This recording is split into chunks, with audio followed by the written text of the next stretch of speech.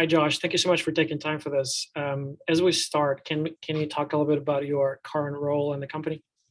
Sure. Yeah, I am the Vice President Global Chief Information Security Officer for H&R Block. So that means I lead the security team that's responsible for all of our enterprise, including affiliates, and we have functions and services in multiple countries around the world. I understand. And kind of looking at your background, how did you get into cybersecurity? Yeah, I took a non-traditional approach. I was actually working on a PhD in philosophy Wow. when I made the hard right turn to technology. I've always been a technophile, and I've hacked on things in my own time since I was a little kid. Um, my first full-time job out of grad school was working at the Motley Fool. This was back, Hmm. a long time ago, and the first .com boom and bust. So in that kind of startup environment, that kind of energy, and I was seated right next to the security team, and I picked up a fair bit of, just from osmosis. But after that, when I moved into a big multinational role in infrastructure, I sort of took it upon myself. It was where my passion was, and I started studying and setting up labs and getting certifications, and working with SANS. I mentored some classes. And I stayed within that company, that family of companies, for about 14 years Wow. in different services, until I got the opportunity to stand up a greenfield security program. And then in the last few years, I moved to H&R Block, and that's where I am now. Awesome. It's pretty amazing. It's very interesting. The more people I talk to, the more I realize there is no one true way, and it's interesting. I don't think I've heard yours. Your It is pretty unique. And I think it's endemic a little bit about where information security is within the larger IT ecosystem. So, infosec is not an old practice. And I think if you look at how CISOs report now, and where we're kind of seeing the wind blow there, which is, away from reporting to a CIO or CTO and more to the CEO, or maybe even directly to the board. I think that's a natural maturation and evolution of the role. That security is being seen as a business problem, not just an IT problem. Um, and so, I find that whole thing fascinating to watch. I think that, it used to be the case that you got into security through another IT path, right? So people that did help desk, or the people that had been an engineer Mhm. for a long time, right? And so you got this kind of rich background in IT just as part of the career growth. Mhm. Now there are, you can get your degree in infosec, right? There's lots of options in that area. Everything from 2-year certificates up to full masters and even PhDs in it now. So we see people coming into the field that don't have any practical IT experience, and that's very different than how most legacy security people got into it. Certainly. Well, I Um, think it's also like, as a field, it's maturing. I think there are certain aspects of it, like GRC. Often people come from like compliance background or right. even Yeah. internal audit, right? So they, to your point, they may even lack some pedigree in IT, but they bring kind of a little bit different perspective. So, Absolutely. And I think that different perspective is the key, right? I have a bunch of people on my team that are second career people, ex-cops, ex-military, ex-auditors, like you said, and so they may lack the some of those hard skills, but they have the right mindset, and they have the right interest, and they have the right intellect. And so, we can teach technical skills all day long. But having that passion, that interest, and thinking about things in an infosec kind of way, that's a lot harder to teach. So I love welcoming people with all sorts of backgrounds, and not just because I have a non-traditional background, but if we're going to solve tough problems, I want as many different lenses on those problems as I can get. Uh, absolutely, absolutely. And kind of in this vein, uh, keeping the conversation on the career angle, as the space kind of gets explodes in importance, I would say, I think a lot more people across the chain, either in IT looking to switch to cybersecurity, or even younger kind of generation, and colleges and universities looking to make a career out of this. For Mhm. someone who's just starting or looking to switch, what will be your kind of advice? What to focus on, what to pay attention to? Because I think there's so much information out there, so many uh, uh, the resources are abundant. I think it's time management Hmm. is becoming a challenge. So, Yeah. what advice would you give yourself 20 years ago? I've got lots of thoughts about what I would do differently 20 years ago, but I mean, I would say, don't try and don't pigeonhole yourself. Don't think, if you're, especially if you're getting new into security, don't think like, man, AppSec is awesome, I just want to do AppSec. InfoSec is such a wide practice, and especially for people that may not have deep IT experience, I like to we bring people in fresh from school, and we do internships, and we have these accelerator programs to try and get people assimilated as quickly as possible. I like to rotate people around the department when they have no experience to let them try out some different areas. But I'd say, overall, learn a programming language. And that's easier said than done, I know, for some people, but if you look at where everything is going, right? Infrastructure is code. Most of the guardrails that we have built for our development environments, it's all, TFE, it's all code. And so invoking pipelines and putting in gates and checking things, like all of that is done almost automated now. And if you want to if you want to get into a role where you get to apply your big brain to big brain problems, you shouldn't be applying your big brain to things that can be replaced by small scripts, right? And so if you know a language, any language, programming language, you're going to have a step ahead. You'll be a step ahead of the people that don't. And so Interesting. basically, regardless of the role now, I look for people that have any sort of development background. Interesting. Interesting. Switching gears a little bit, I know there are so many things that are kind of top of mind. I just came back from RSA, and certain Mm, themes I almost can tell what's top of mind for a lot of people in terms of where they're focusing their time. I think cloud security is one. mm, Um, I know phishing attacks, ransomware, just you take your pick. But imagine you have a crystal ball and you mm. can see into the future. So 6 months from now, 12 months from now, at RSA next year, or Black Hat, or kind of among CISO circles, what will be the top 2, 3 themes or top 2, 3 threats that everyone will be talking about? You think? I don't think it's going to look much different, in the short term. And there's a variety of reasons for that. I know that's not very sexy to say, but the good guys have been getting our collective rear ends kicked for a while. And that's for a variety of reasons, right? We have limited time and budgets, and nation state adversaries don't. But the thing is, the stuff that you can do to harden your environment isn't isn't difficult, and it doesn't cost a lot of money. To move the needle a lot. Where things start getting expensive is where you're trying to go from a maturity 4 to a maturity 5 on a 5-point scale. Going from a 0 to 1 it's a very target rich environment, right? There's lots of stuff you could do. I think people too often make the mistake that they reach for a tool first, or a product. They want to, because spending money is the easy part in a lot of ways, right? So you can buy this thing and slap it in and hope it solves your problems, and it's not going to, because you're not thinking about the other two legs of that stool, right? It's people, process, and technology, and people come first, and then process. Technology is the instantiation of everything you've built. That's the enforcement layer. And Mhm. so if you haven't gotten those first two elements right, technology is not going to solve your problem for you. And I think what we see is, we see these new twists on old threats, and people are looking for whatever the new marketing says is the new hotness that they need to buy to solve this threat problem. When really you should be doing, risk-based patching, you should be doing segmentation, you should be limiting access, you should be doing, micro perimeterization or micro tenancy or zero trust or whatever people are calling it these days, right? Mhm. But those are approaches, they're not specific technologies. And so people need to think about that. um, Interesting. you know the, like, ransomware is only effective because we keep paying the ransom, and we keep paying the ransom because we don't have a quick way out of the hole we find ourselves in when we get bitten by it.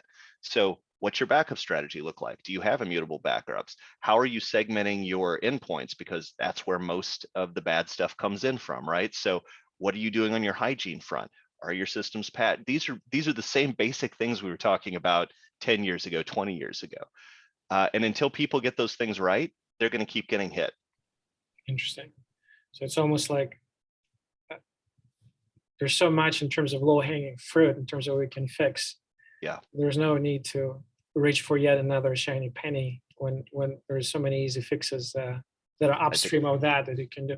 And when it's interesting that you mentioned this, because I hear this term, and I don't mean it in a derogatory way by any stretch, but often you hear that you can't upgrade users. So you can upgrade your software, but you can't upgrade users. And the way I interpret it is that they are tougher to patch. And I think that's where a lot of kind of training comes in. And I wonder if when you said like those three legs of the stool, like the people part, is it more, are we underinvesting in training, whether it's stopping phishing attacks? Because I think that's kind of a lot of times the entry point is someone clicking on the link that or opening an attachment that they really shouldn't. Right. Would you consider that to be like a low hanging fruit? I think so. I mean, I kind of go back and forth on training. I think it's important. I think security awareness is important. But I think that, if you got 95% compliance with your phishing testing and your security training every year, I think most companies would think that's a win. But you only need one person to click the bad thing if you haven't done all the hygiene aspects, right? And then you're still bitten. I mean, if you go back to even, RSA when they got popped years ago, the really fascinating thing about that was, like, I bet they have a kick-ass, training program for their employees. They're a security company. But you still need just that one person. You're never going to get to perfect 99.999%, right? You still have the one person that clicks and you're done. So I think it's important, but I think what's more important on the people aspect is developing the right culture in your company where security is not seen as the place where good ideas go to die. Instead, they're seen as a partner. They're seen as somebody who can help them do things faster. We kind of joke about, like, we make a safe space for people to try dangerous things. I don't want to have an environment where a non-security, non-technical person can simply make a wrong decision, and that wrong decision has the potential to bring down the company or bring down the network or cause an outage like that. If your environment is that fragile, you have serious issues that need to be addressed, and focus your time there. I think the other piece that we miss too often when we're looking at, how do you balance, kind of the SANS type view where every user is kind of the human firewall, right? They're the last line of defense. Okay, cool. What are your other lines of defense? What are your other layers of defense?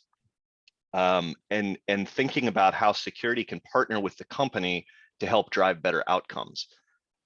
It's never good when you're brought to the table late in the game.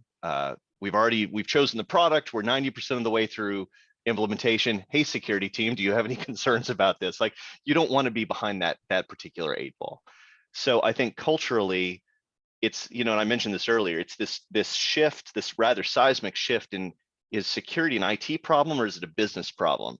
Cool, it's a business problem. All right, well, we better have security at the table when we're talking about not even non-IT related things that have security implications, because we want to get this right and we don't want it to be more expensive, disruptive, slower later on.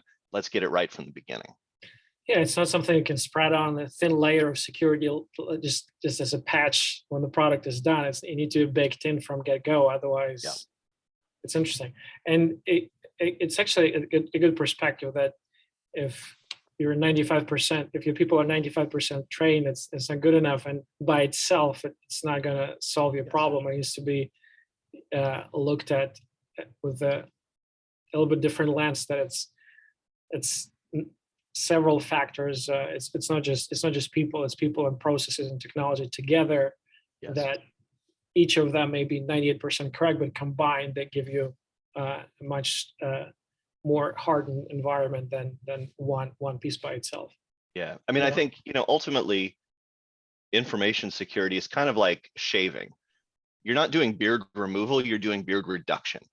We're not removing risk, we're helping mitigate risk. And some of that means accepting risk. Some of it means reducing your attack surface. Some of it means training all of your end users so they're aware, right?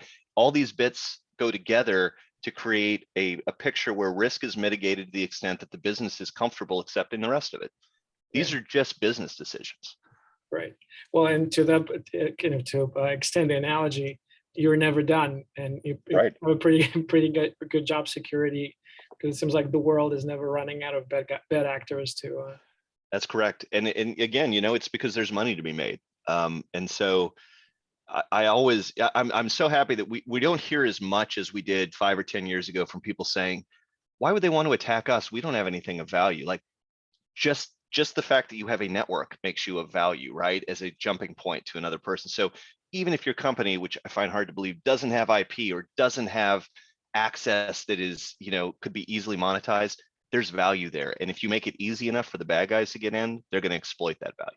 Well, and to that point, I'm not sure how prevalent those bot networks are at the moment, but back in the day, even personal computers, when you get 10,000 of them that you can Right. use to send spam or whatnot, I mean, it was even Yeah. individual computers at scale can represent something of value to a spammer or attacker. Yeah. For like denial of service or something.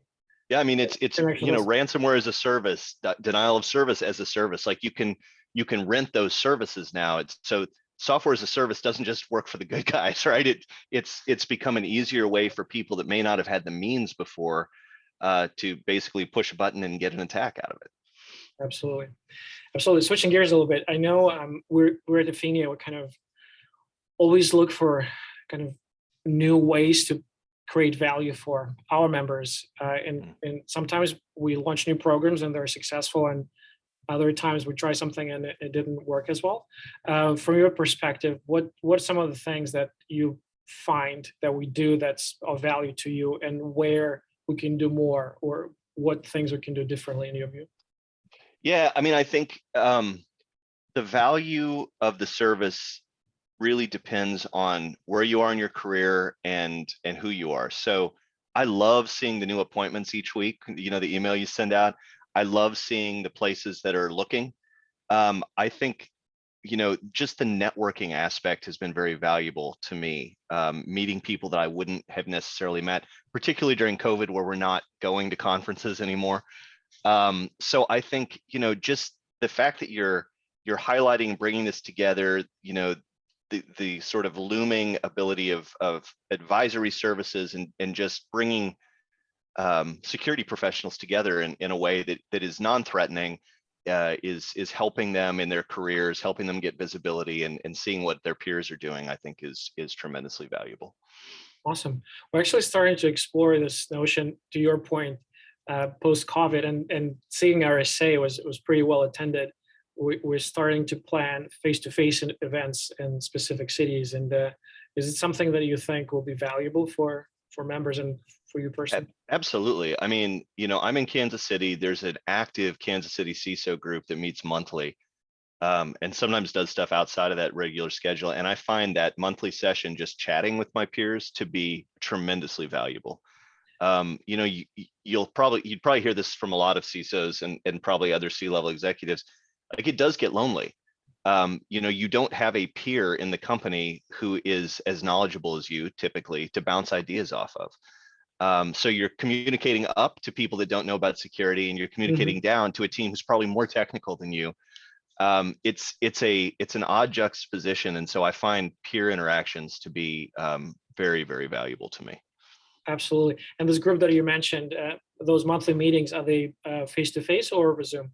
We've just started going back to face-to-face and kind of in a hybrid, right? Some people dial in and some people show up. Interesting. Because actually we're planning, we have one of the members volunteered to put together a face-to-face meeting probably in September in Kansas City. So if it's something you'd be interested in.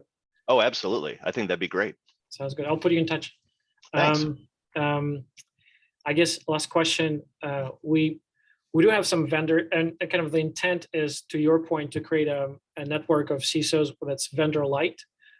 So that's why we don't include any ads in those weekly updates. And and the way CISOs, we kind of facilitate that interaction with vendors. It's kind of very curated and very structured. Mm. But we do get a lot of kind of questions from vendors, and and personally, I'm also curious, what are some of the things, like, and if you think back like in the last 6 months, what some of the vendors that impressed you in the way they approached and the communication part of it, and what are some of the things that you absolutely hate that the vendors do? Mm.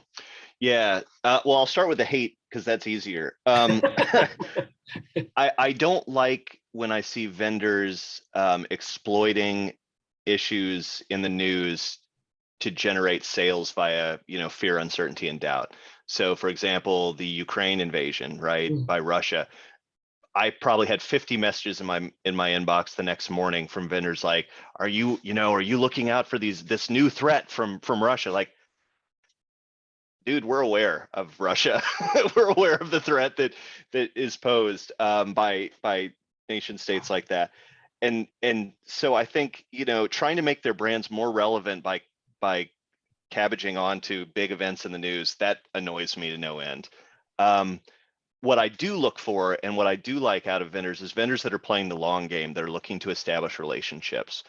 I am not, when I engage with a vendor, I may be interested in the functionality of their platform, sure, but I'm looking for somebody that can be a good, stable, long-term partner for my business, which means they're not just trying to push a product, they're trying to understand what problems I have and whether or not they have something that can actually help me start solving those problems. So, we're very choosy about our VARs. We're very choosy about our technology. And we spend a lot of time doing bake-offs and, all that kind of thing. And we put our offers up to bid, regularly too, to make sure that we're getting advantageous rates.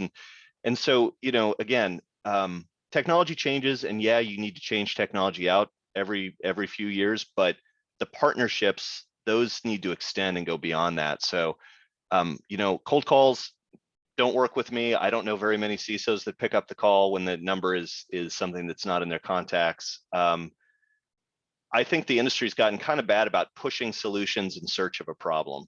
And so I am finding it interesting that there are these smaller tech companies now that are kind of looking across the space in a way that Gartner used to, I think, and Forrester and some of those places, maybe they still do, but and saying, hey, there's 30 companies trying to do this thing. We found this one company that's doing it completely differently. They're kind of in stealth mode. You might want to look at it because this is interesting. I want partners to bring me that kind of thing, right? I know about all of the big vendors out there. I'm sure most of the CISOs do. But finding things that are differentiators that can help you mature your program in an interesting or unique way that's unique to your business, that's where the value comes for me. It's awesome. I think that playing the long game, I think it's very timely advice, and I think it's frustrating for me to know and to see that so often vendors are incentivized for the short game, and it's kind of not, essentially they're trying to pretend that everyone is in buying mode when everyone is clearly not, and they just Right. don't take the time to offer advice, offer help with no hidden agenda, with no ask. But I'm sure it's going to be changing because it's the we used to work in the past is clearly not working right now. Right. Right. Awesome. Well, Josh, we're coming up on time. I really appreciate you taking time for this. This was awesome, and we'll be in touch about this face-to-face event that we're planning in your area. All right. Thanks, Misha. It's been a pleasure.